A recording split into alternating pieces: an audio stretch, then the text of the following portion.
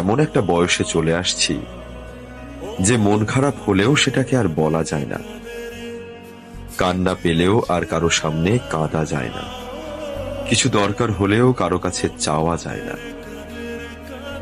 জীবনে যা কিছুই হোক সেটা যেন শুধু নিজের মধ্যেই চলে, আর না চললেও চালিয়ে নিতে হয়।